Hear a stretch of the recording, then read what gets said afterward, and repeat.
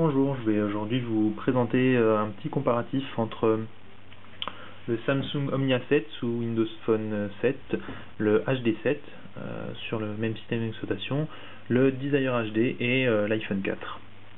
Donc on va commencer par l'iPhone 4, donc un appareil qu'on ne présente plus, que tout le monde connaît. Voilà, tout à fait classique. Ensuite, on a le Samsung Omnia 7, donc un mobile à l'écran 4 pouces, donc un peu plus grand que l'iPhone, puisqu'il fait que 3,5, et donc qui utilise le système d'exploitation Windows Phone 7. Donc on a ici un capteur de 5 mégapixels avec flash LED, comme l'iPhone, et donc un écran légèrement plus grand pour une taille un petit peu plus grande aussi, surtout en hauteur et un peu en largeur aussi. Voilà. Et ensuite on a deux mobiles qui sont un peu plus gros.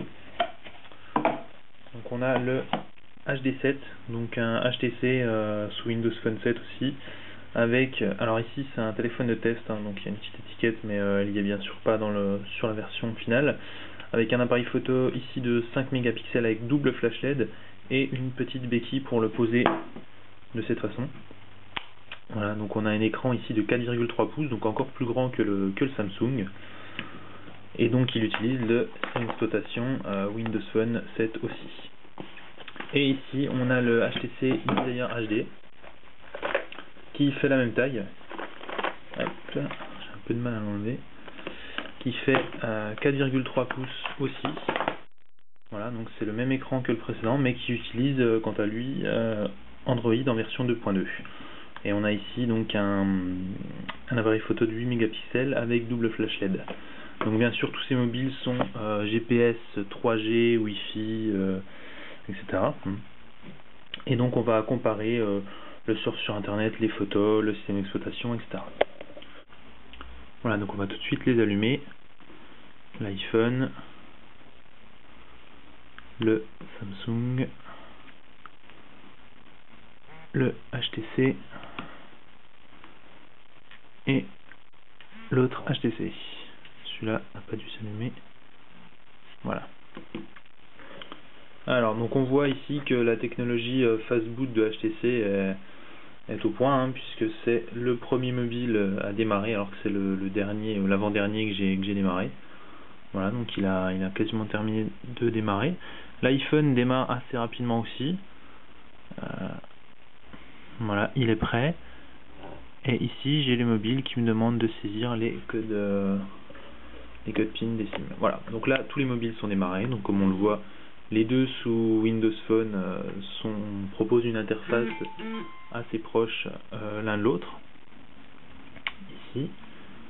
Ici, sur Android, on est sur quelque chose de beaucoup plus personnalisable.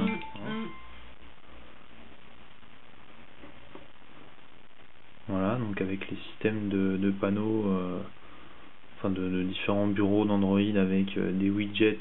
Alors là, ça met un peu de temps parce que ça charge sur internet. Voilà, donc on a un certain nombre de widgets de cette façon, des contacts, etc. Voilà, donc on en a 7 en tout. Ici, on a donc l'interface de Windows Phone qui est beaucoup plus classique, donc avec ces systèmes de hub qui représentent en fait des raccourcis d'applications qu'on peut personnaliser de cette façon à un endroit ou à un autre. Voilà. Hop. Et ici donc on a exactement la même chose, donc là c'est juste la couleur qui change, le paramétrage de couleur qui change, mais on a exactement la même chose ici. Et enfin bien sûr l'iPhone. Donc là si on compare les deux, le Samsung est un peu plus lumineux, c'est pas flagrant mais c'est un peu plus lumineux. Par contre il a des contrastes bien plus importants. Donc au niveau des couleurs foncées, alors on n'en a pas trop sur l'iPhone ici, mais au niveau des couleurs foncées c'est bien plus c'est d'une bien meilleure qualité sur le Samsung. Voilà.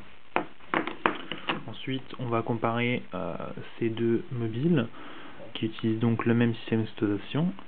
Donc je vais tout de suite paramétrer la luminosité à fond aussi, voilà, en forte.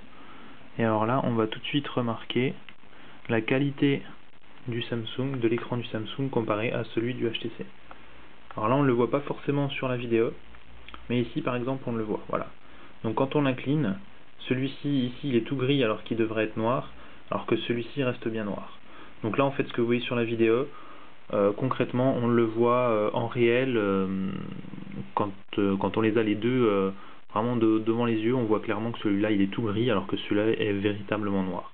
Et enfin celui-ci, alors je vais aller sur un écran avec un fond noir pour comparer. Donc il est en gros, c'est à peu près la même chose que le HD7, hein. Donc je pense qu'il y a la même technologie d'écran qui est utilisée, parce que c'est les deux des écrans 4,3 pouces, même résolution, etc. du même constructeur, donc il y a de grandes chances que ce soit la même technologie. Et là encore, hop, c'est verrouillé. Voilà, là encore, on voit clairement que le HD7, que l'Omnia 7 a des noirs de meilleure qualité, donc des contrastes bien meilleurs. Voilà. Donc ça c'était pour la qualité d'écran. Voilà, donc je vais tout de suite démarrer les navigateurs. Alors, on va commencer par l'iPhone. Donc je vais tout de suite lancer Safari, ici Internet Explorer, ici aussi Internet Explorer, petit manque de réactivité, et ici le navigateur par défaut d'Android. Voilà. Alors on va aller sur mon blog.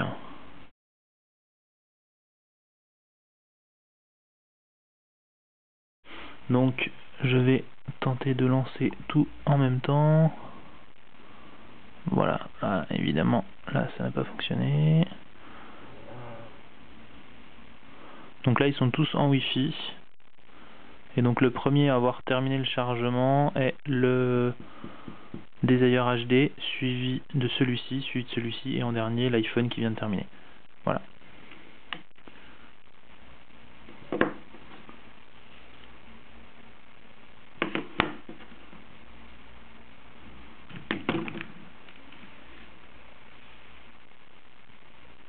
Voilà, donc là, si on en compare deux,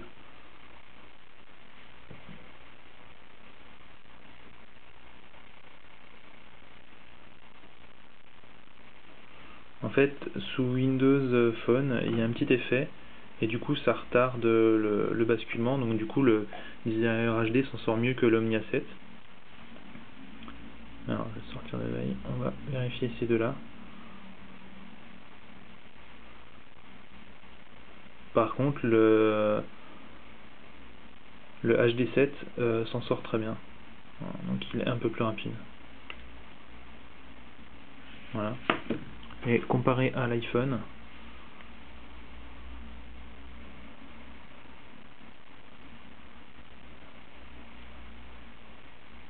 voilà, donc globalement c'est à peu près équivalent, il n'y en a aucun qui est vraiment à la traîne.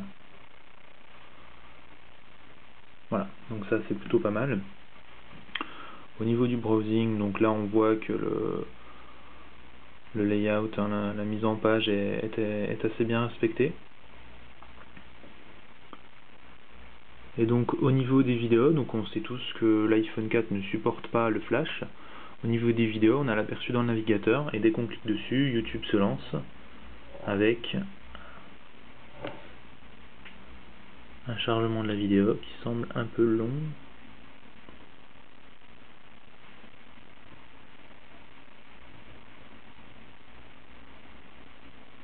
Voilà, donc on va le laisser charger. Voilà, donc là ça commence. Voilà, donc là on a la lecture de la vidéo qui a commencé. Alors on va tout de suite lancer la seconde vidéo, mais d'abord je vais la charger en même temps ici. Alors ici, petit bémol, comparé à l'iPhone, on n'a pas les aperçus des vidéos tout de suite en fait. Il y a un temps de chargement qu'on n'a pas sur l'iPhone. Voilà. Donc je vais lancer sur tous les mobiles à la fois. sachant qu'ils sont tous connectés au même réseau Wi-Fi, hein, donc normalement on n'a pas de souci au niveau du temps de chargement, ça devrait être globalement assez proche.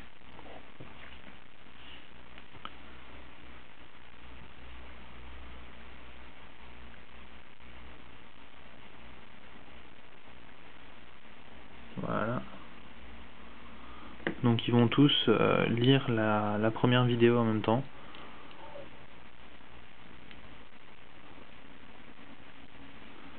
Voilà, donc je vais ressortir l'iPhone de veille. Voilà, donc hop, hop, hop et hop. Alors comme on le voit, le HD7 semble avoir des soucis, puisque tout simplement il n'arrive pas à lire la vidéo. Elle a commencé à se lire sur le Desire HD, puis sur le Omnia 7, et enfin sur l'iPhone 4. Au niveau de la qualité, alors ici et ici elle se lit en plein écran, alors que sur le Desire HD il faut un clic de plus pour la passer en plein écran. Là on la charge sur YouTube. Donc c'est un petit défaut, mais d'un autre côté au moins on peut la lire directement dans le navigateur, comme sur un PC finalement. Donc au final on se rend compte que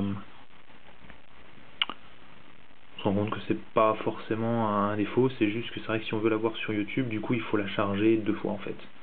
Donc là on la recharge à nouveau, alors qu'on l'avait déjà chargée tout à l'heure. Voilà.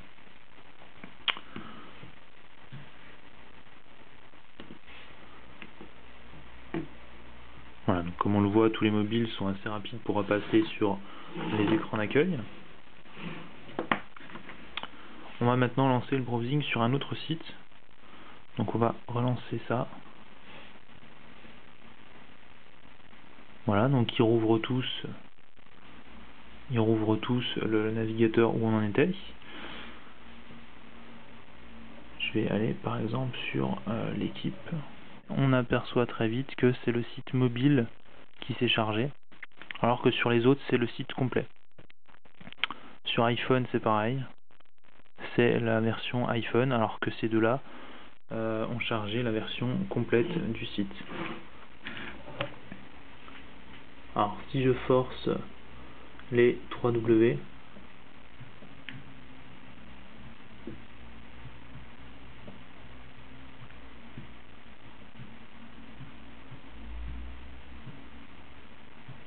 alors après, est-ce que c'est un avantage ou un inconvénient de charger des versions différentes finalement pour l'iPhone et le mobile Android?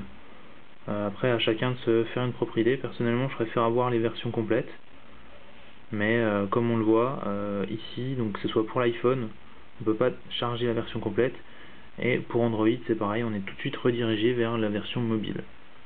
Donc où on voit quand même largement moins de choses qu'ici par exemple. Donc comme on le voit sur le Windows Phone, l'équipe charge plutôt bien, hein. Le site s'est chargé dans sa version complète, et les zooms fonctionnent sans problème. Voilà, quel que soit l'élément zoomé, on a automatiquement une disposition du texte qui se fait sans problème, et on a donc tout le contenu qui est lu sans problème.